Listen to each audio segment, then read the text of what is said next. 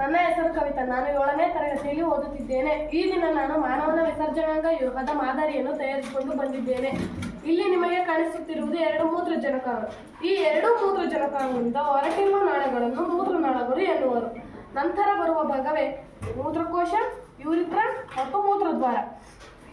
ಮೂತ್ರಜನಕಾಂಗದ ಪ್ರಮುಖ ಕಾರ್ಯವೇನೆಂದರೆ ರಕ್ತ ಶೋಧಿಸುವುದಾಗಿದೆ. ಈ ಕೆಲಸವು ಮೂತ್ರಜನಕಾಂಗದೊಳಗಿರುವ ನೆಫ್ರಾನ್ ಎಂಬ ಲೋಮನಾಳಗಳಿಂದ ನಡೆಯುತ್ತದೆ. ರಕ್ತವು ಈ 2 ಮೂತ್ರಜನಕಗಳನ್ನು ತಲುಪಿದಾಗ ರಕ್ತದಲ್ಲಿ ಉಪಯುಕ್ತ ಮತ್ತು ಹಾನಿಕಾರಕ ಪದಾರ್ಥಗಳೆರಡೂ ಇರುತ್ತದೆ. ಇನ್ನೂ ಕೆಲವು ಉಪಯುಕ್ತ ಪದಾರ್ಥಗಳು ರಕ್ತಕ್ಕೆ ಹೀರಲ್ಪಡುತ್ತದೆ. ಇನ್ನು ಕೆಲವು ಪದಾರ್ಥಗಳು ಕರಗಿದ ತ್ಯಾಜ್ಯಗಳು ಕೊಳವೆಯಂತಿರುವ ಮೂತ್ರನಾಳಗಳ ಮೂಲಕ ಮೂತ್ರಕೋಶವನ್ನು ತಲುಪುತ್ತದೆ. ನಂತರ ಯೂರಿತ್ರವನ್ನು ಪ್ರವೇಶಿಸಿ ಮೂತ್ರದ್ವಾರದ ಮೂಲಕ ಮೂತ್ರವನ್ನು ಹೊರಹಾಕುತ್ತದೆ. ಧನ್ಯವಾದಗಳು.